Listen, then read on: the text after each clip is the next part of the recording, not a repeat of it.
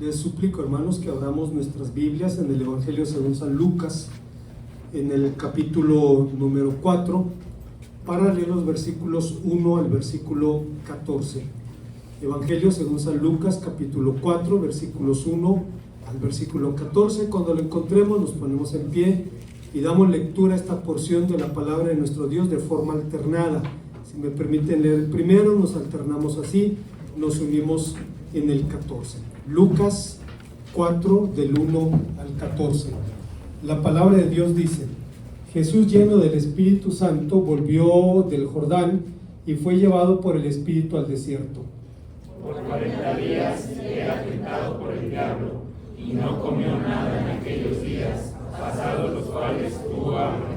Entonces el diablo le dijo: si eres hijo de Dios, di que estas piedras se convierten en pan. Jesús respondiendo le dijo: escrito está, no solo de pan vivirá el hombre, sino de toda palabra de Dios. Le dijo el diablo: a ti te daré toda esta potestad y la gloria de ellas. Y llegó el diablo a un alto monte y le mostró en un momento todos los reinos de la tierra.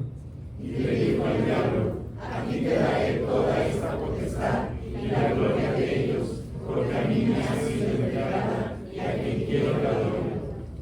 Y si tú postrado me adorares, todo esto será tuyo.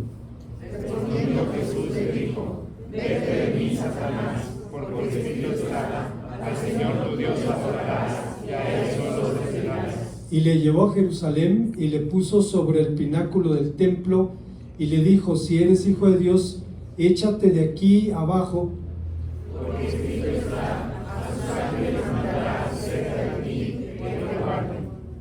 y en las manos te llevarán para que tu pie no tropiece en piedra. Respondiendo Jesús le dijo: dicho está, no tentarás al Señor tu Dios. Unidos el 14, y cuando el diablo hubiere acabado toda tentación, se apartó de él por un tiempo. Tomen su lugar, hermanos. En septiembre del 2014, el entonces presidente de México, Enrique Peña Nieto, dijo ante los 300 líderes más importantes del país: estoy convencido de que el problema que tenemos para enfrentar la corrupción parte primero en reconocer que es una debilidad de orden cultural.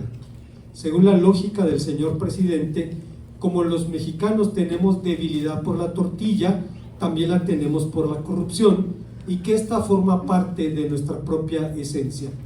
Obviamente, semejante afirmación no dejó de armar un enorme revuelo, aunque bíblicamente hablando algo había de razón en las palabras del presidente. Desde la certidumbre de la depravación total del hombre, que significa que no hay aspecto de la vida humana que no haya sido contaminado por el pecado, la corrupción permea en todos los ámbitos de la vida, incluido el religioso.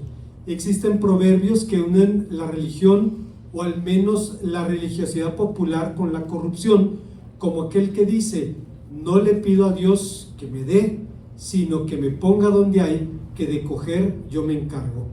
Llamándolo por su nombre, el pecado es una realidad tan terrible que debemos reconocer que empezó en el mismo cielo y puede acompañarnos incluso cuando en la oración tocamos sus puertas. Intentó seducir al Señor Jesús durante todo su ministerio, y es justamente el tema de nuestra reflexión en esta tarde. El Señor Jesús es claro a la luz de los relatos evangélicos que tuvo siempre una clara autoconciencia mesiánica. Lo tuvo desde su juventud, cuando se perdió de la custodia de sus padres, y esto lo encontraron en el templo.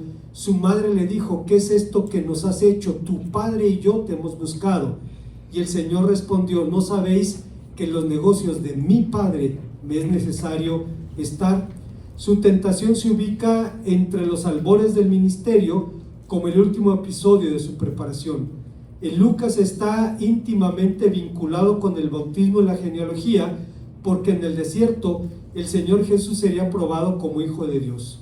Pero como la Biblia y la experiencia enseñan, uno de los mayores desafíos de quien tiene un llamado es saber cómo llevarlo a cabo, es decir, saber cómo cumplir con la misión y convertirla en una realidad.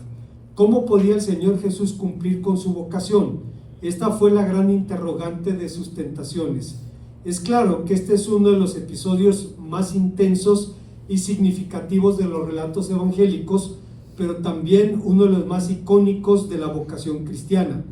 Basados en esta porción, Lucas capítulo 4, versículos 1 al 13, les invito a meditar en la reflexión que hemos titulado El privilegio y sus tentaciones. Antes, hermanos, de pensar en las enseñanzas de este texto, quisiera recordar a ustedes que el Evangelio de Lucas es un evangelio muy singular. Seguramente fue escrito para los gentiles, a diferencia del Evangelio de Mateo, que hace numerosas referencias a la ley de Moisés y a las profecías. En el Evangelio de Lucas no tenemos esas referencias. A diferencia del Evangelio de Marcos, donde la acción se sucede un evento tras otro, uno tras otro, y obviamente el propósito es presentar un mensaje de Jesucristo como un Señor poderoso, y por lo cual seguramente sus destinatarios eran romanos. El Evangelio de Lucas habla de las mujeres, de los gentiles, habla de los samaritanos con abierta simpatía. Se le ha llamado el Evangelio de las mujeres también, y es evidente que Lucas presenta una visión de Jesucristo que no deja de ser desconcertante y fascinante. Y parte de ese Evangelio es el relato de la tentación del Señor, una porción bastante extensa con 13 versículos, en donde el Señor figura algunos de los aspectos más desafiantes de la vida cristiana y tienen que ver con la tentación y la prueba. En su caso, hermanos, esta tentación tenía cuando menos 3 significados. En primer lugar, significaba la tentación del egoísmo. Antes, hermanos, de pensar en esta afirmación, debemos decir que somos tentados por aquello a lo cual somos particularmente susceptibles. Si usted no tiene un pasado alcohólico, puede sentarse con un alcohólico, puede ir a una cantina, percibir el aroma etílico y no va a pasar nada, usted no tiene problemas con eso. Pero no podemos decir lo mismo de un alcohólico. Recuerdo, hermanos, en la iglesia bautista Betel en la Ciudad de México, donde estuve sirviendo por varios años en mi tiempo de formación, había un grupo de AA. Alguien llegó a la iglesia y le escuchó lo que oyó y se trajo a sus amiguitos, y había 2 bancas de un grupo de AA que iban los domingos al culto.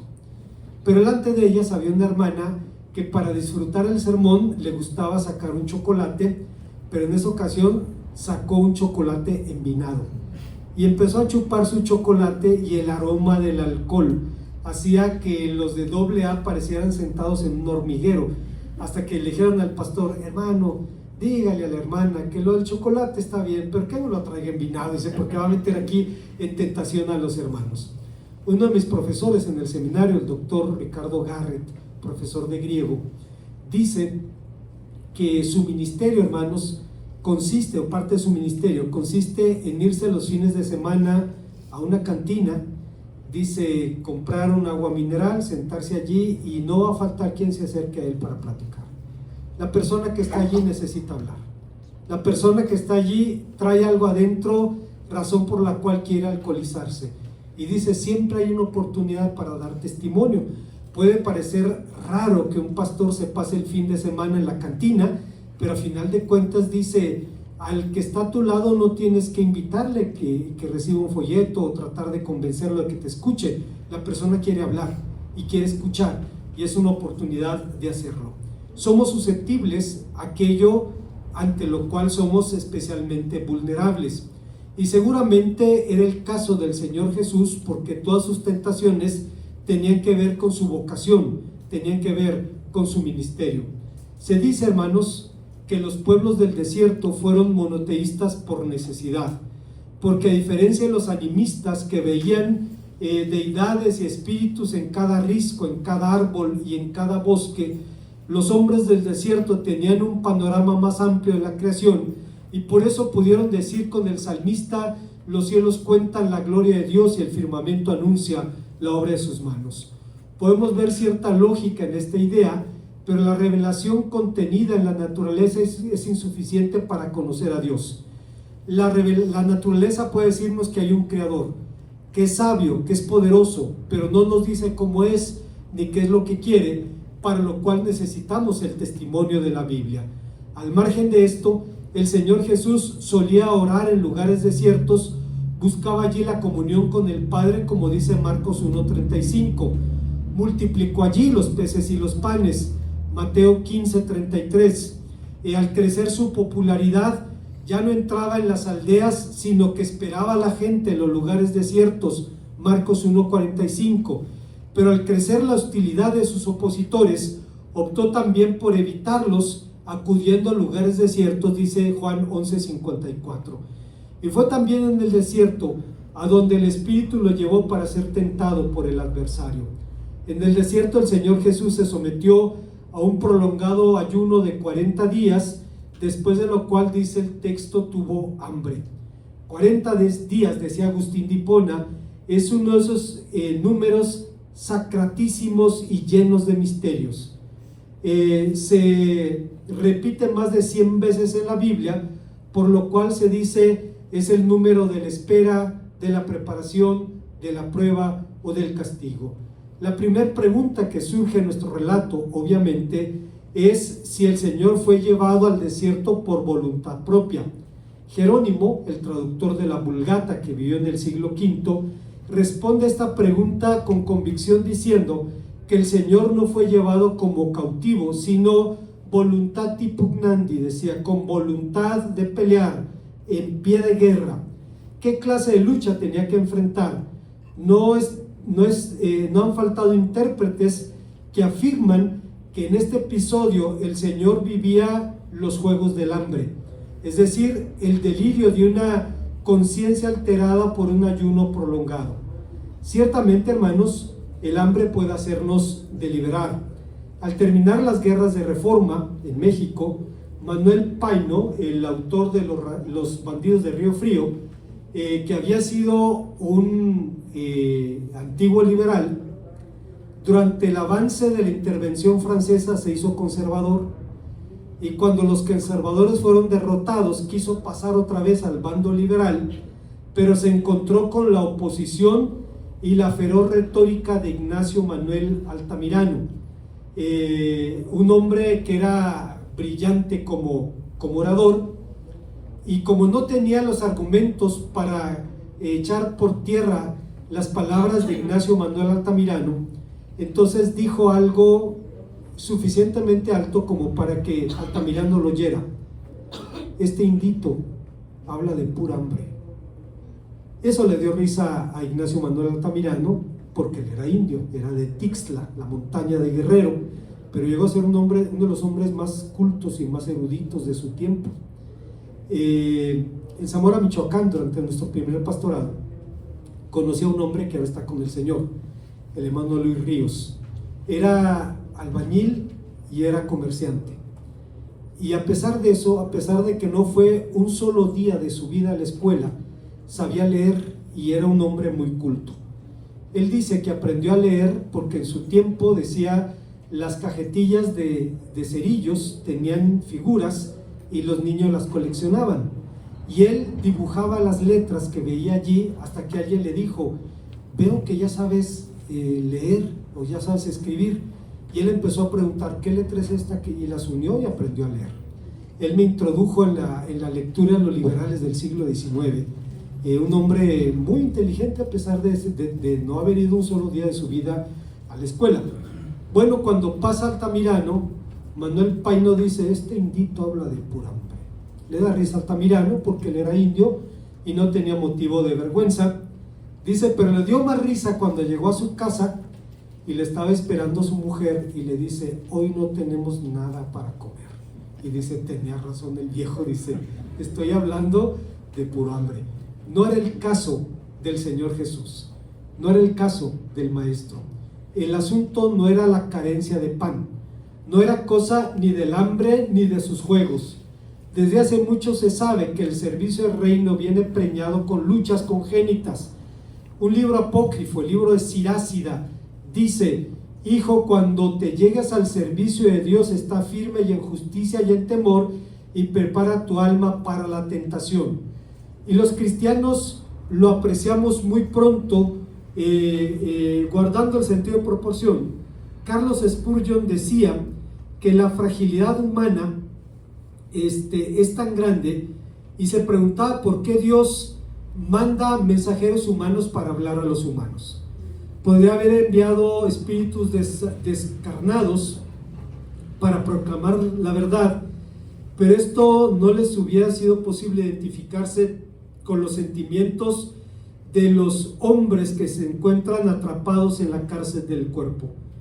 Podría haber dado a los ángeles la tarea de evangelistas, pero sus atributos celestiales no les hubieran dejado compadecerse con los ignorantes.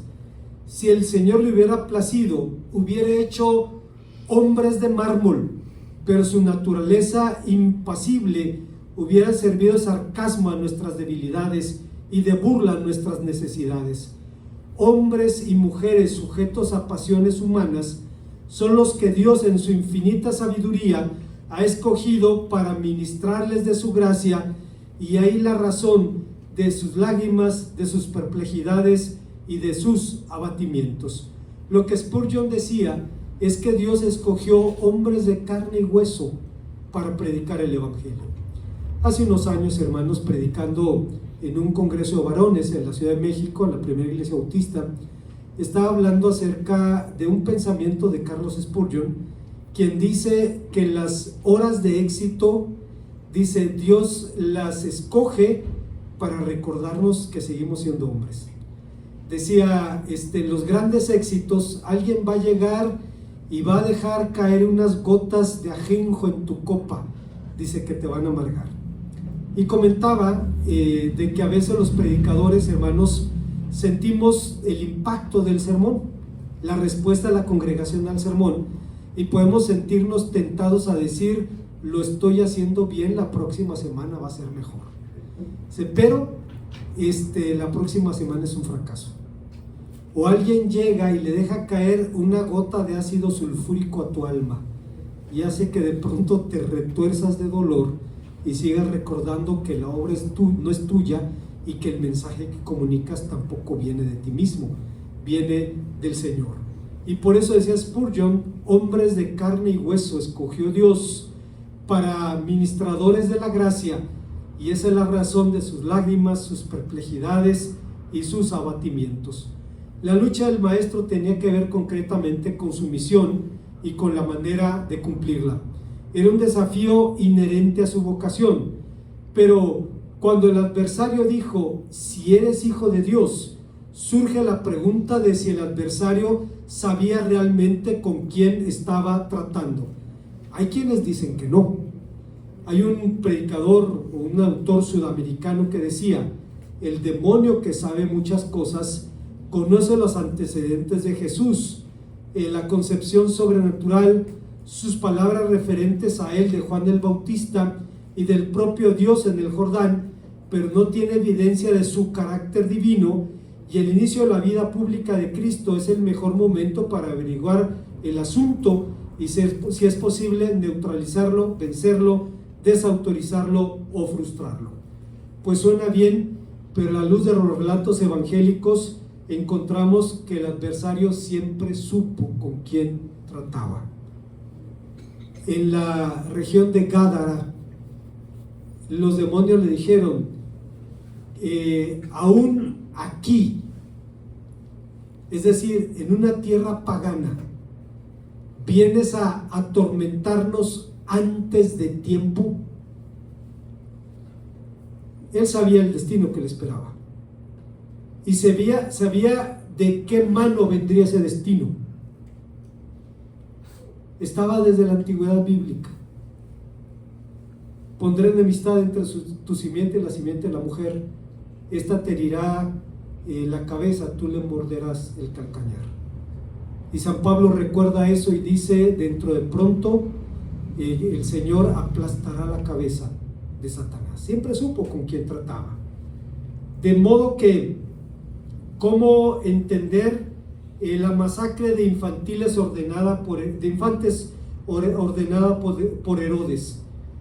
Propuso aquí el adversario una invitación a una obediencia injustificada. Una lucha superficial o una lectura superficial sugiere que el enemigo retaba al Señor que mostrara su mesianismo. Pero hermanos, hay un detalle gramatical que no se ve en la Reina Valera 60.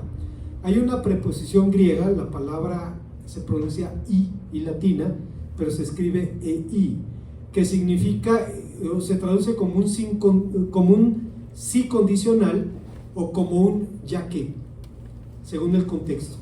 Aquí el adversario le dijo: ya que eres el Hijo de Dios, de que las piedras se conviertan en pan. Nunca dudó quién era el maestro. Seguramente el enemigo pretendía incitar al maestro a emplear su poder de manera egoísta. En otras palabras, le estaba diciendo: tienes hambre y en tu mano tienes el poder sobrenatural para satisfacer esa necesidad. Se creía muy listo, planteándole un dilema que creía sería un gana-gana. Si el Señor no lo hacía, demostraría que era un mortal. Si el Señor lo hacía, demostraría que era un egoísta. ¿Qué hubiera sucedido si el Señor hubiera cedido a la tentación? La encarnación se hubiera convertido en una farsa, pues cuando usted y yo somos tentados, no tenemos ese as bajo la manga, no tenemos ese poder milagroso para solucionar la prueba. Jerónimo decía que el Señor fue llevado al desierto en pie de guerra. ¿Pero de qué? ¿Cómo peleó esta guerra? No lo hizo lanzando chorros de agua bendita, o anatemas, o conjuros. No lo hizo usando imágenes o crucifijos, ni siquiera echando mano de la oración. Tampoco lo hizo atando demonios o rompiendo maldiciones generacionales como algunos chiflados hacen. Enfrentó la lucha con la palabra de Dios, declarando con la vida y con los labios su absoluta confianza en el Padre, marcando así la pauta para todo verdadero discípulo. Peleó la guerra mediante la obediencia sencilla. Bonhoeffer decía que frecuentemente escuchamos que se dice: el que cree obedece, pero Bonhoeffer decía: es más bien al revés, el que obedece cree, porque en su voluntad, en su conducta, manifiesta la obediencia al Padre. He contado esto en otras ocasiones. Hace unos años, predicando en la Iglesia Bautista Estrella de Belén, en la Ciudad de México, una familia se acercó a un servidor y me dice: hermano, nosotros nacimos y crecimos en esta iglesia. Dice, y de pronto sentíamos que algo faltaba en nuestra vida cristiana y decidimos buscarlo en otro lado. Y llegamos, después de mucha búsqueda, a una iglesia que predica guerra espiritual. Dice, nos metimos en eso. Y de pronto empezamos a ver cosas que nunca habíamos visto en la casa, sombras, a oír cosas que nunca oíamos, a sentir cosas que nunca sentíamos. Y entendimos que nos metimos entre las patas de los caballos. Dice que eso es real, pero no nos toca meternos en eso. Dice, después de mucha lucha decidimos volver a nuestra vieja iglesia conservadora, con la convicción de que si había algo que nunca iba a cambiar, es que nunca iba a dejar de predicarse la palabra de Dios. Dice, con la cola entre las patas, tuvimos que regresar a alimentarnos de la palabra de nuestro Dios. Hay una segunda enseñanza en este pasaje. Estamos hablando, hermanos, del privilegio y sus tentaciones, y el privilegio del llamado de Dios, de Dios a su Hijo, implicaba la tentación de una gloria fácil. Después de la respuesta del maestro, el enemigo optó por un ataque más directo. Se quitó la máscara, descubrió sus intenciones de apartar al Hijo del Padre, y de inmediato surge la pregunta de si efectivamente el enemigo tenía la capacidad de llevar físicamente al Señor Jesús de un lugar al otro. Dice que lo llevó a una montaña tan alta desde la cual se ven los reinos de la tierra y su gloria. En Palestina no existe una montaña así, ni en ningún otro lugar del mundo existe una montaña tan grande desde la cual se pueda ver todos los reinos de la tierra y su gloria. Así es que surge la pregunta de si esto no sucedió en la mente del Señor. Hay quien se asusta pensando en esto, pero hermano, la tentación empieza en la mente. El problema no está en la primera mirada, el problema está en la segunda mirada. Cuando alguien ve y lo vuelve a ver, ¿no? Ahí está, o sea, ya hizo, ya anidó en la mente. Martín Lutero decía: no puedes evitar que los pájaros vuelen sobre tu cabeza, pero puedes evitar que hagan un nido allí. Eso sí lo puedes impedir. Juan Calvino decía que es posible que esta tentación surgiera en la mente del Señor o fuera producto de una visión diciéndolo con suma precaución, pero en ninguno de los casos la tentación dejaría de ser real. Es necesario, sin embargo, reconocer que la tentación no es pecado. El pecado es ceder a la tentación. Bueno, es muy distinto con nosotros. Con todo y ser llamados a ser participantes de su misión, es la razón por la cual alguien dijo: qué bueno sería no tener malos pensamientos, pero los tenemos. No podemos evitar la responsabilidad de nuestros errores, pero sí arrepentirnos de ellos cuando nuestra cabeza es pasto de pensamientos impíos, atrae aves de mal agüero y damos alas a nuestra condición sin percatarnos de que anidan en ella. Y Lutero dijo: podemos evitar que los pájaros hagan nido sobre nuestra cabeza. Así que el primer ataque en el desierto fue tan atrevido como arrogante.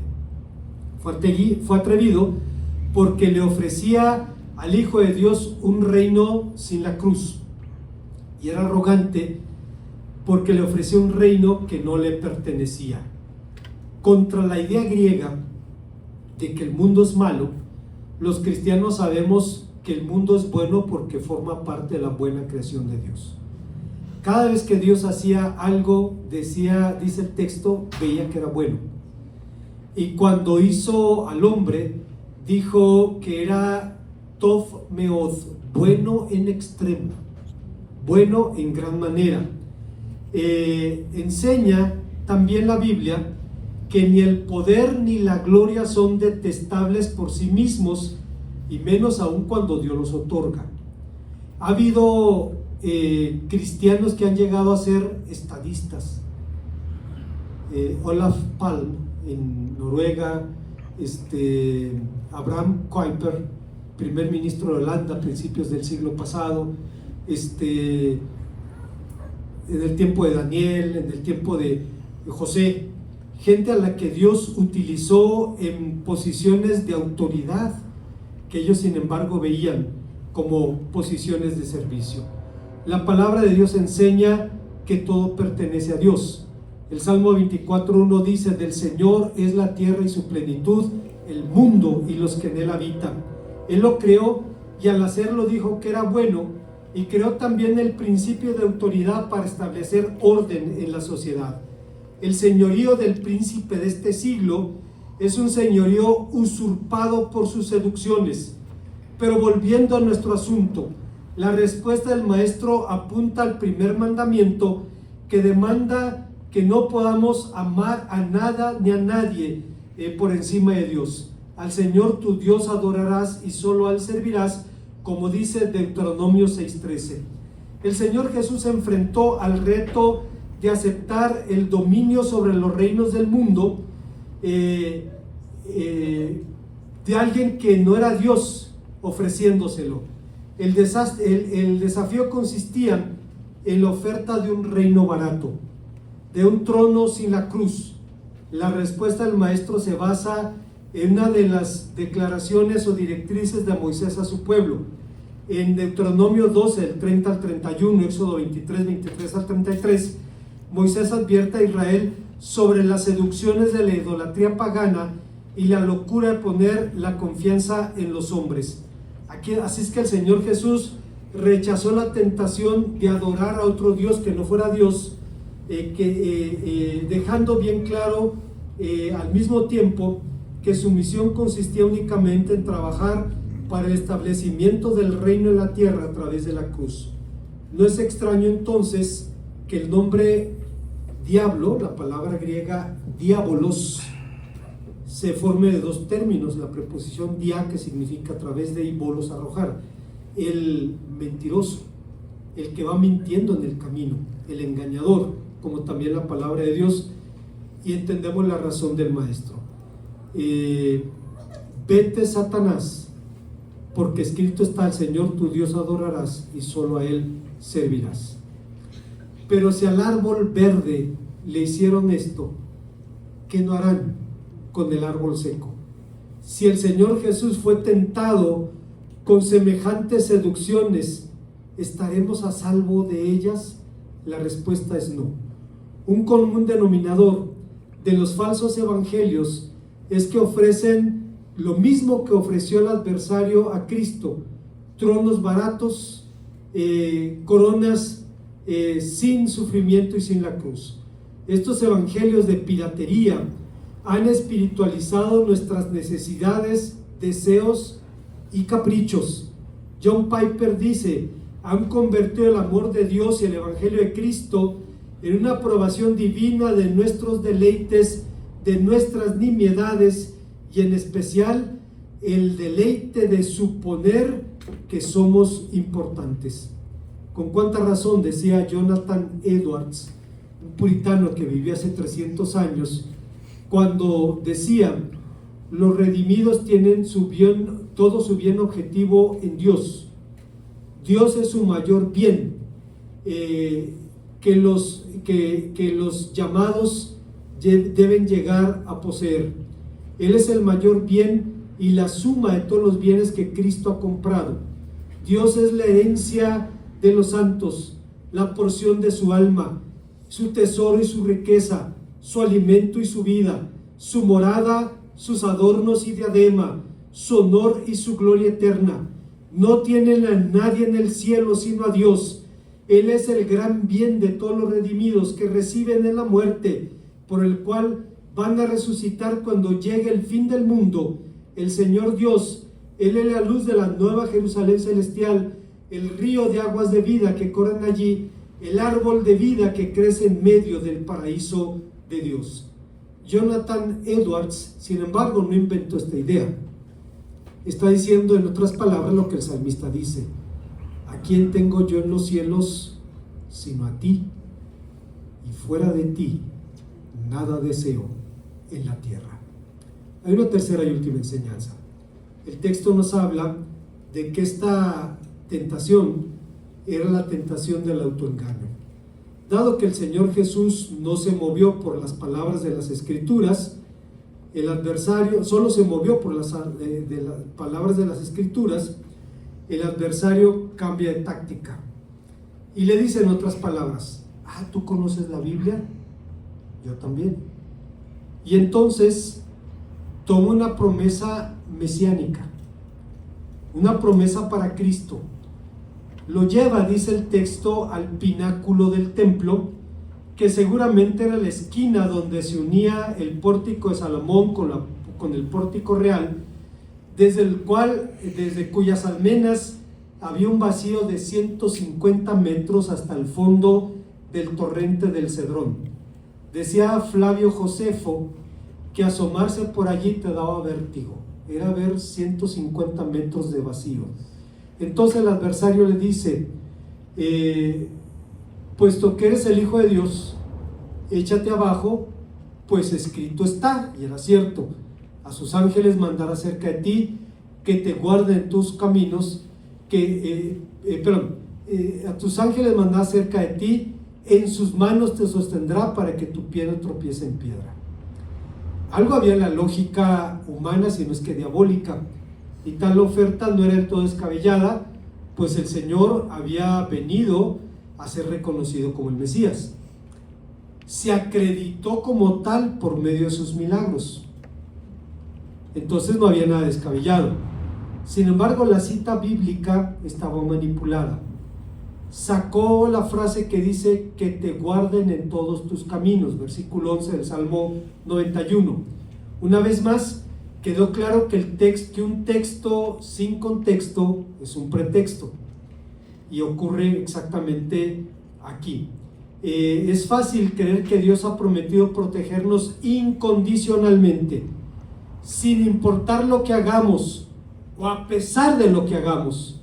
Pero el texto promete realmente protegernos en las sendas de la justicia, porque esos son los caminos del que habita al abrigo del Altísimo y mora bajo la sombra del Omnipotente. ¿Qué buscaba entonces el enemigo al incitar al maestro a tentar a Dios? Buscaba llevarlo a manipular una sublime promesa divina. La trampa consistía en generar una falsa confianza en las promesas del Padre, una falsa confianza tan temeraria como arrogante era la desconfianza que había propuesto la primera tentación. ¿Tienes hambre? Pues echa mano de un milagro para solucionarlo. No se va a solucionar solo. Ahora es lo contrario. Ahora échate de cabeza porque hay una promesa para ti. Ese fue justamente el método de los falsos cristos que apelaban a su propia lectura de las promesas divinas y trataban de probar su mesianismo con señales. Teudas el Galileo ofreció partir las aguas del Jordán para demostrar que era el Mesías, cosa que no pudo hacer. Un aventurero egipcio con el que después confundieron a San Pablo en el libro de los Hechos, prometió derribar las murallas de Jerusalén con su palabra, pero al ser atacado por la guarnición romana de la ciudad, se desvaneció vergonzosamente en la historia judía. Simón el mago prometió volar sobre Jerusalén, pero entró en contradicción con la ley de la gravedad, y la ley de la gravedad lo aplastó. Pretendía el enemigo que sucediera exactamente lo mismo con el Señor Jesús, no necesariamente, pues como antes dijimos, su intención primordial era incitarlo a una confianza ciega en una promesa manipulada. ¿Cómo enfrentó el Señor Jesús el ataque? De la misma manera que el anterior, con la palabra de Dios, señalándole una seria advertencia bíblica: no tentarás al Señor tu Dios. En otras palabras le dijo: es bueno confiar en Dios, pero esto no te da derecho a tentarlo. Un último comentario.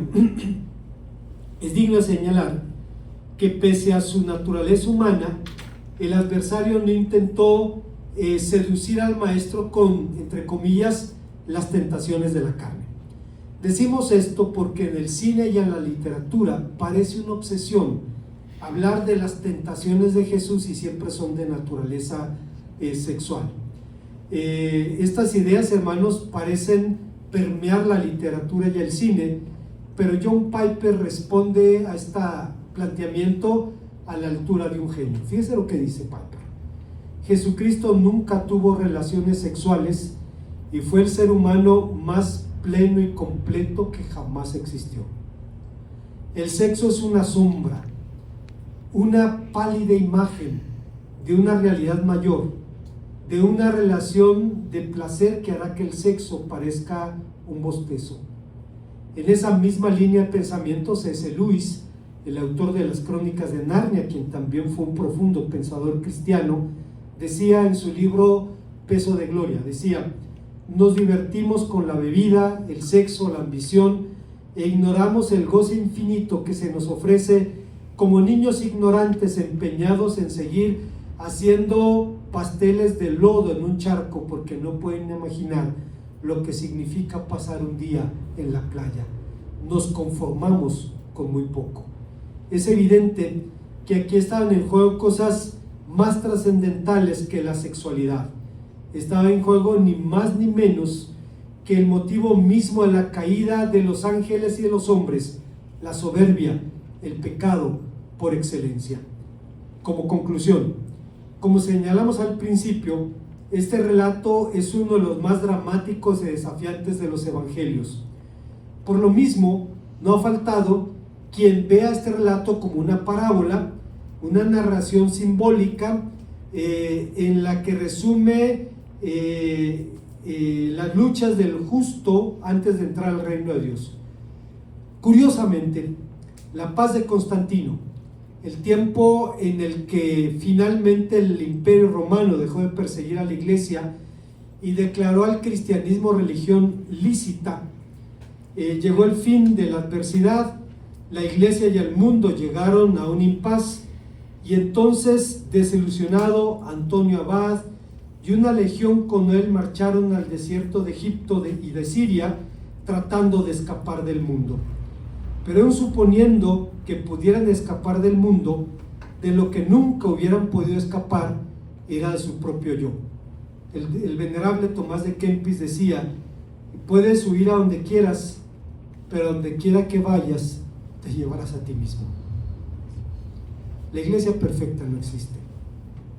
Si existiera, no nos dejarían entrar a ella porque le echaríamos a perder. Decía de Kempis: a donde quiera que vayas, vas a llevarte a ti mismo. Esa naturaleza caída. Desde entonces y por siglos, quienes querían seguir a Cristo creyeron que el único modo de salir del mundo era la vida monástica. Uno de los biógrafos de Lutero decía que cualquier joven que tuviera ojos comprendía lo que significaba ser monje. Podía verse ejemplos vivos en las calles de Erfurt, donde Lutero estudió de niño.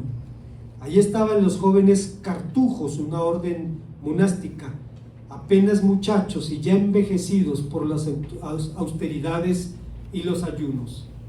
En Magdeburgo, decía Lutero, conoció al demacrado príncipe Wilhelm von Anhalt, Guillermo de Anhalt, que había abandonado los salones de la nobleza para convertirse en fraile mendicante y andaba en las calles llevando el saco del mendigo.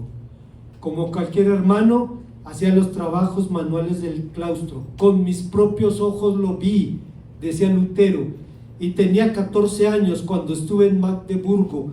Lo vi cargando el saco como un asno.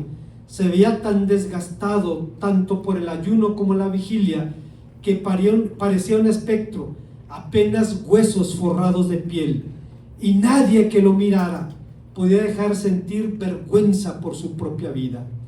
En su momento, sin embargo, Lutero optó por este camino, pero cuando Cristo le salió al encuentro, dejó el monasterio porque se dio cuenta que el monasterio no era mejor que el mundo. Significaba la ruptura con la idea de un llamado especial para unos cuantos.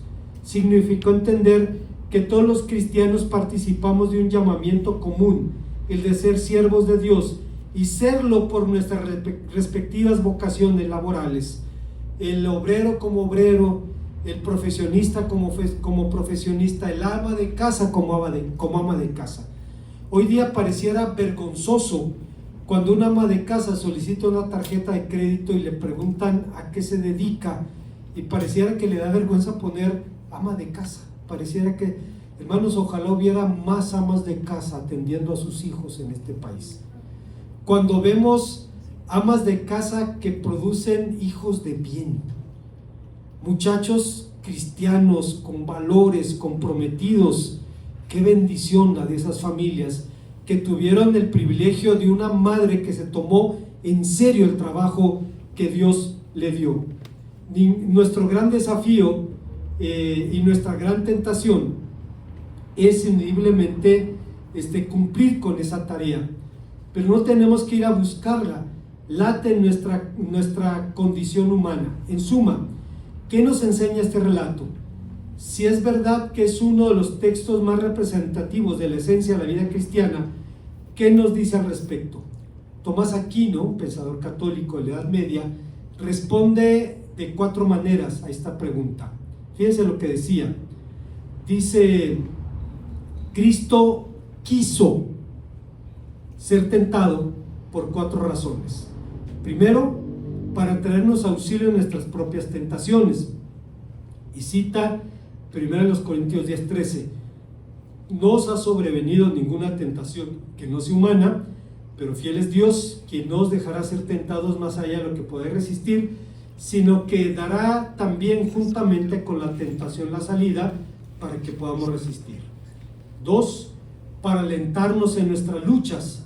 Santiago dice: bienaventurado el varón que soporta la tentación, porque cuando haya resistido la prueba recibirá la corona de vida que Dios ha prometido a los que le aman.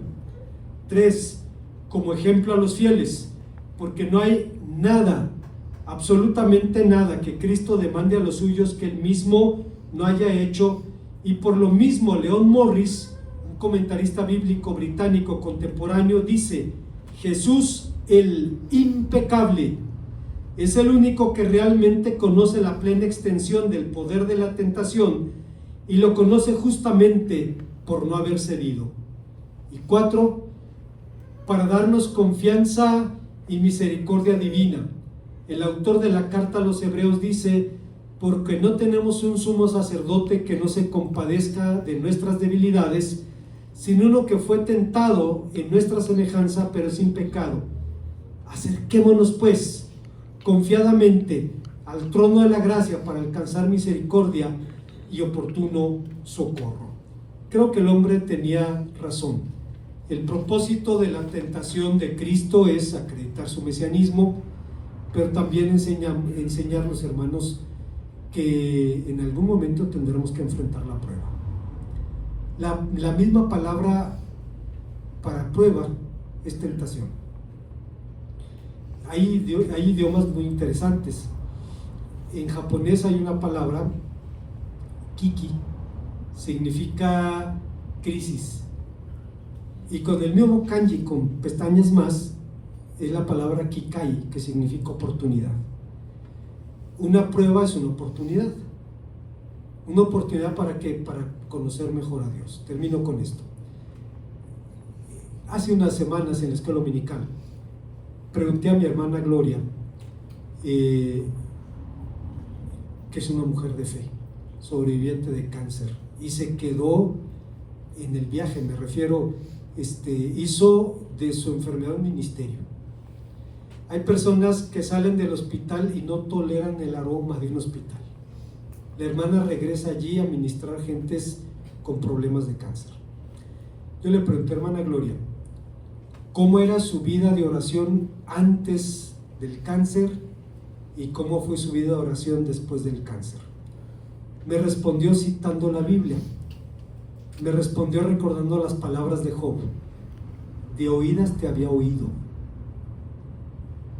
mas ahora que mis ojos te ven, me arrepiento y me avergüenzo en polvo y ceniza. Decía, había oído de Dios, sabía de Dios, pero no lo conocía, luchando con el dolor cada día de su vida, porque hay secuelas permanentes. Sin embargo, la mujer puede decir: ahora mi oración se dirige al Dios que conozco, que sé que es bueno, que es sabio y es todopoderoso. Oremos a nuestro Dios. Gracias, Padre, por tu palabra, porque nos recuerda que tu Hijo fue tentado para ejemplo nuestro, para instrucción nuestra, y para recordarnos, Señor, que no vendrá sobre nuestra vida ninguna prueba que no sea sobrehumana, sino que junto con la prueba nos darás también la salida. Te bendecimos por esto, en Cristo Jesús. Amén.